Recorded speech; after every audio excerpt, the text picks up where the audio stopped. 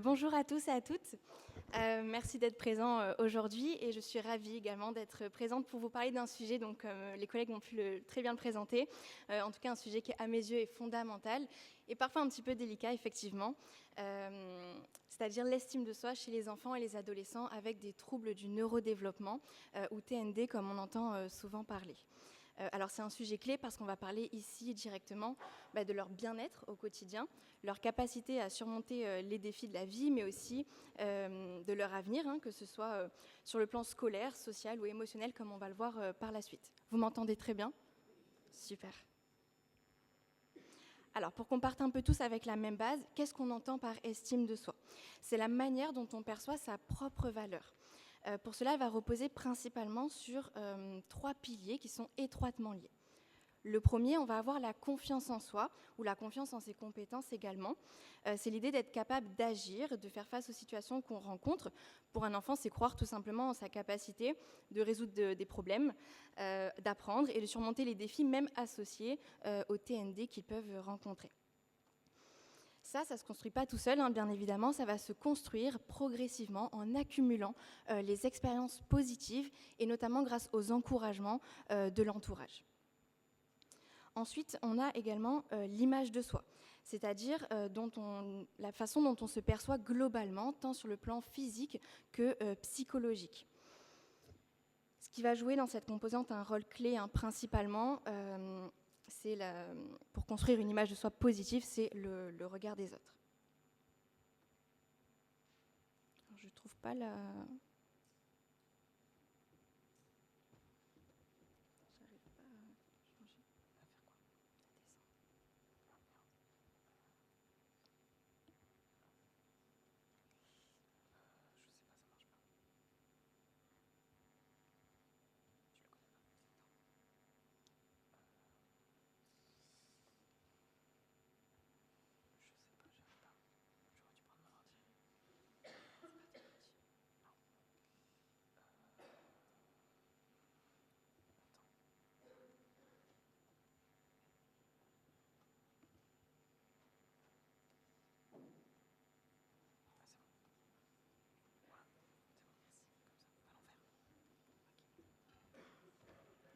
Désolée. Alors, du coup, comme troisième pilier, qui fait toujours partie de l'estime de soi, on va avoir la reconnaissance, donc autrement dit, le besoin d'être accepté et valorisé pour ce qu'on est, pas pour ce qu'on fait ou ce qu'on réussit. Un enfant a besoin de sentir qu'il va être apprécié, qu'il a de la valeur, peu importe qu'il ait réussi son contrôle ou non, par exemple. Et c'est cette reconnaissance qui va nourrir le sentiment d'appartenance et qui va donc renforcer l'estime de soi. Ces 3 piliers, ce sont comme des vases communicants, c'est-à-dire qu'ils vont s'entrecroiser en permanence. Par exemple, si on prend un enfant qui va échouer à un examen, il peut voir sa confiance en ses compétences diminuer, ce qui va impacter l'image de soi, l'image qu'il va avoir globalement de lui-même. Et si cet échec va être accompagné, suivi de moqueries ou de remarques, c'est son besoin de reconnaissance là qui va être touché, altéré, et va donc créer un cercle vicieux. Quand on parle d'estime de soi, il est crucial de comprendre à quel point elle va impacter plusieurs domaines, plusieurs aspects de la vie.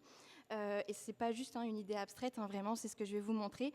Plusieurs recherches récentes nous ont montré son impact profond et multiple, et ça sur l'ensemble des enfants et des adolescents.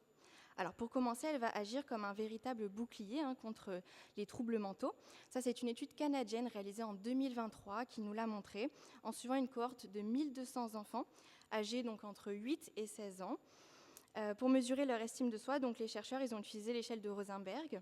Ils ont combiné ça également avec des entretiens et des questionnaires pour évaluer les symptômes d'anxiété et de dépression principalement.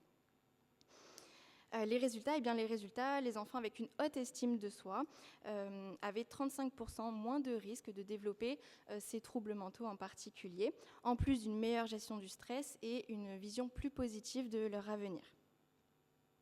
Alors, ce n'est pas affiché sur la diapo, mais on a également une analyse française, une analyse longitudinale qui a été réalisée entre 2020 et 2023 sur 800 adolescents et qui montrait qu'une forte estime de soi réduisait considérablement les comportements à risque, donc notamment l'addiction et l'isolement. Bien évidemment, pour toutes les personnes qui souhaitent lire intégralement les études, n'hésitez pas à me demander ma bibliographie, je vous la transmets volontiers. Alors, l'estime de soi, ça ne s'arrête pas là, hein. Elle va jouer également un rôle majeur dans la réussite académique. Cette fois-ci, c'est une étude réalisée par l'Université de Louvain, donc en Belgique, en 2022, qui a suivi 600 élèves âgés de 10 à 17 ans. Et les chercheurs, ils ont combiné, donc, pour avoir ces résultats, des tests académiques standardisés dans toutes les matières, hein, français, histoire géo, mathématiques, etc.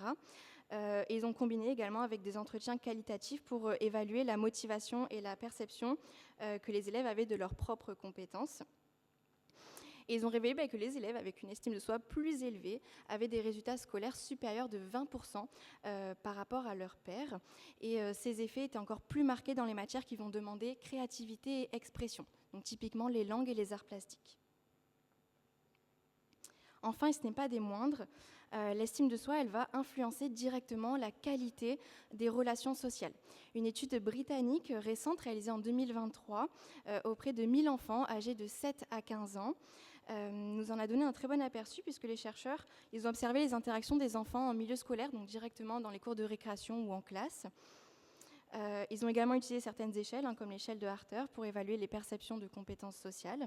Et les résultats nous ont montré que 78% des enfants avec une estime de soi élevée avaient des relations plus solides et plus durables dans le temps. A l'inverse, ceux qui avaient une estime de soi plus faible avaient tendance à éviter ces interactions, voire même à se retrouver plus souvent dans des situations de conflit.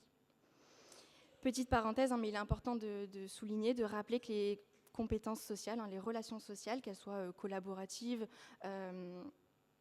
ou collectives, elles sont importantes, elles sont essentielles au développement émotionnel et social de l'enfant. Donc une bonne estime de soi, ça permet non seulement de mieux s'épanouir seul, mais également de mieux vivre en communauté.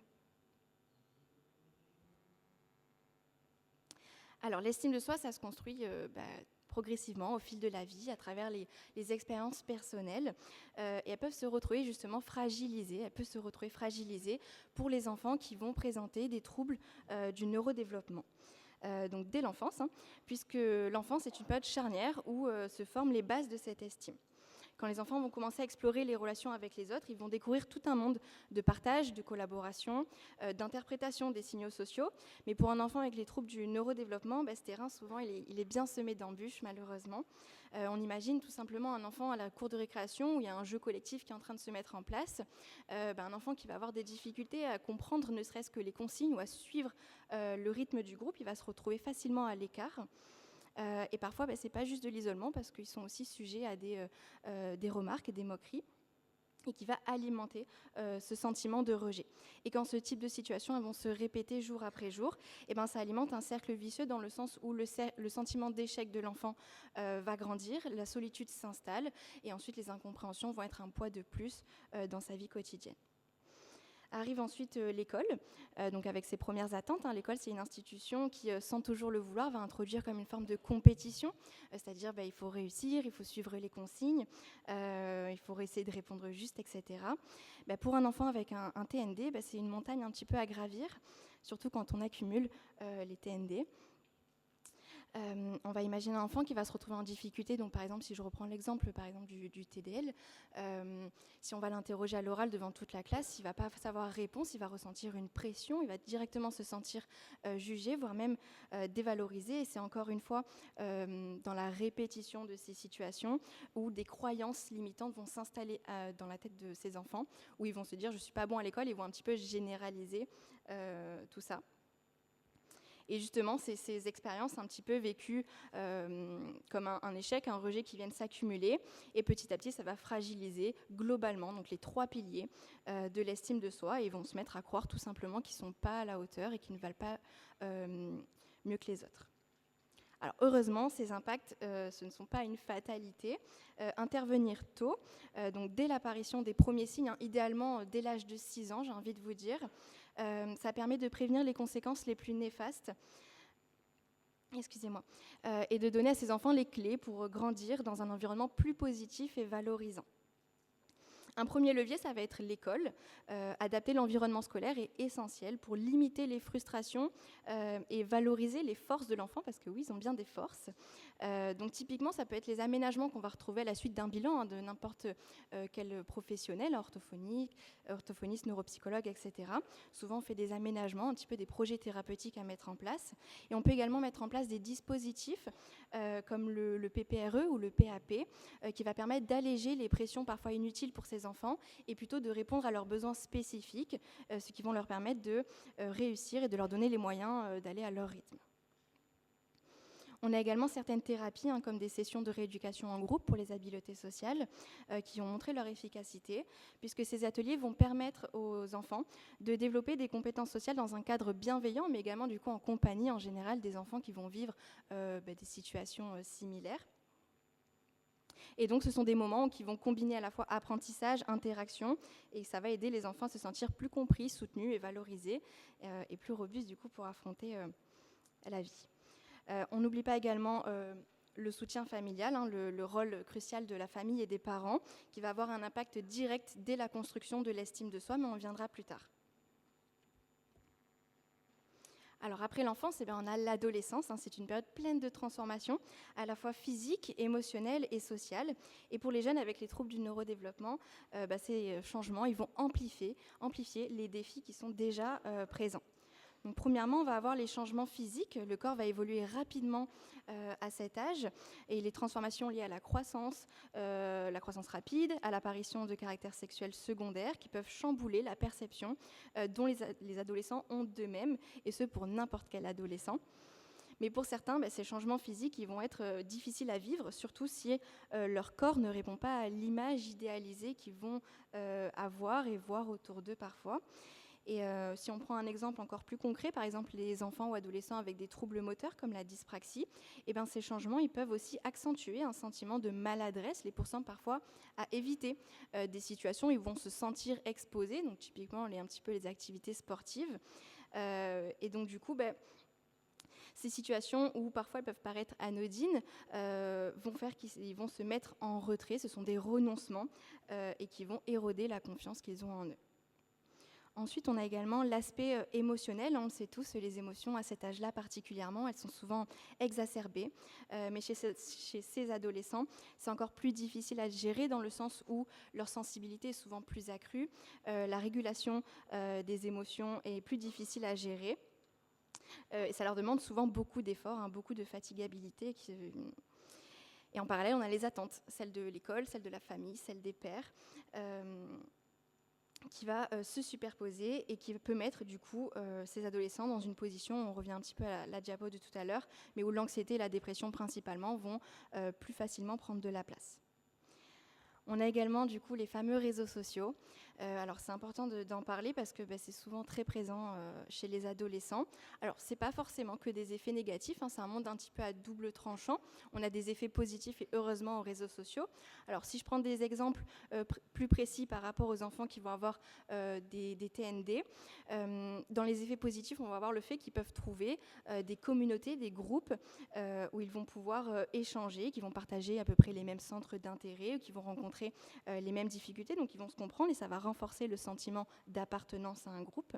Mais pour d'autres, ça peut être une source de stress immense, dans le sens où ces plateformes sont souvent des vitrines un petit peu de perfection, et quand on est déjà en lutte avec sa propre estime de soi, ces comparaisons constantes, elles peuvent devenir très toxiques. En plus de ça, on a également avec les réseaux sociaux ce qu'on appelle la cyber-intimidation, c'est-à-dire que souvent ce sont des sujets, des enfants qui sont sujets à des comportements hostiles en ligne, ou parfois la cible de moquerie encore une fois, et qui va là du coup aggraver plutôt le sentiment d'isolement et d'incompréhension.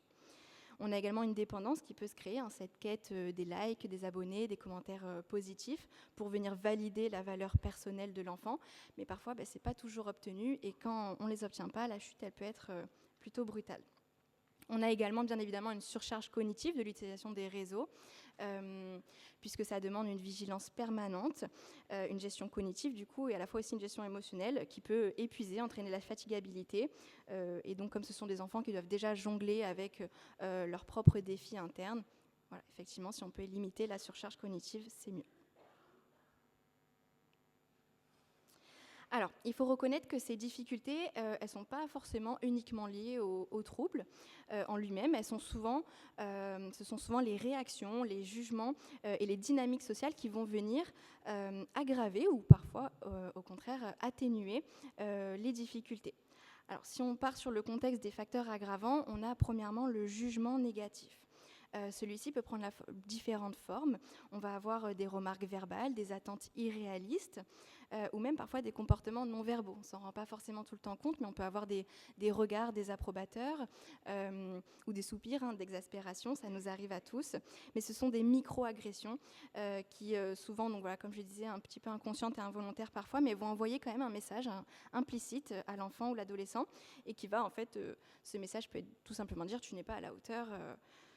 Voilà. Dans la pratique, donc voilà, même moi, ça m'arrive parfois de me surprendre, d'avoir des réactions maladroites. Ce n'est pas dramatique, mais ce qui compte, c'est que ça ne devienne pas une habitude, parce que c'est la répétition de ces messages qui va laisser des traces. Ensuite, on a la stigmatisation. Alors là, on touche à un phénomène un peu plus large. Elle va reposer principalement sur les préjugés, les idées reçues, une méconnaissance des troubles également, et elle va alimenter les comportements d'exclusion. Donc cette stigmatisation, elle se manifeste de différentes manières. Donc, par exemple, les enfants avec TND sont parfois marginalisés par leurs camarades, perçus comme différents, perturbateurs. C'est souvent ce qui revient, ce sont les termes qui sont les plus récurrents. Et ils peuvent aussi se voir refuser certaines opportunités. C'est cette fameuse étiquette un petit peu de trouble qui conduit parfois même inconsciemment à réduire nos attentes, à biaiser nos attentes envers eux.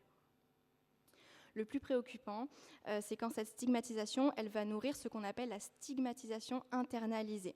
Alors ça, du coup, je parle d'un phénomène qui a été étudié notamment par Jan Perpel-Wakil, où les enfants en fait, finissent par intégrer les jugements extérieurs négatifs et les transformer en une perception dégradée d'eux-mêmes. Ils ne voient plus leurs défis en fait, comme des caractéristiques spécifiques ou comme des obstacles surmontables, mais au contraire, ils vont le voir comme des défauts irréversibles et permanents. Les conséquences de cette stigmatisation internalisée, elles sont nombreuses. On va retrouver premièrement une dévalorisation de soi, donc c'est-à-dire que les enfants commencent à croire que leurs difficultés sont le reflet de leur identité profonde et que rien ne pourra les changer. Cela conduit également du coup à de l'auto-sabotage, c'est-à-dire que persuadés qu'ils ne sont pas capables de réussir, ils vont éviter ou abandonner des activités dans lesquelles ils auraient pourtant pu briller et exceller avec des encouragements. Et on va également retrouver aussi du coup une réduction des ambitions, c'est-à-dire que comme ils se perçoivent incapables ou parfois même indignes, ils vont se fixer des objectifs moins élevés, ils vont se contenter à des situations insatisfaisantes et limiter leurs rêves, et ce qui est bien dommage. C'est donc un petit peu un cercle vicieux qu'il va falloir briser en agissant non seulement, donc premièrement, c'est le plus important, sur la compréhension de ces troubles, mais aussi sur la manière dont ces enfants sont perçus et accompagnés dans leur environnement.